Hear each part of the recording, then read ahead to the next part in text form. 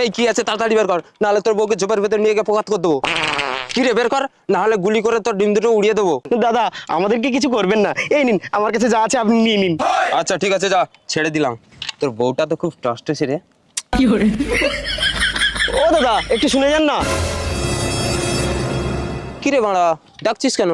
এবার তোর বউটাকে দিবি নাকি? হ্যাঁ না দাদা বলছিলাম কি, এখানে থানাটা কোথায়? এই তো সোজা গিয়ে বাঁ দিকে। কিন্তু তুই থানায় গিয়ে কি করবি? আসলে আমি থানার নতুন বড়বাবু তো তাই। স্যার আমার ভুল হয়ে গেছে, আমায় ক্ষমা করে দিন স্যার। আপনার মোবাইল স্যার, আমি আর কোনোদিন করবো না স্যার, এটাও বেআইনি। শালা এই তুমি বিয়ের আগে বলনি কেন যে তুমি পুলিশের চাকরি করো? আমার সঙ্গে প্রতারণা, থাকবো না আমি তোমার সঙ্গে।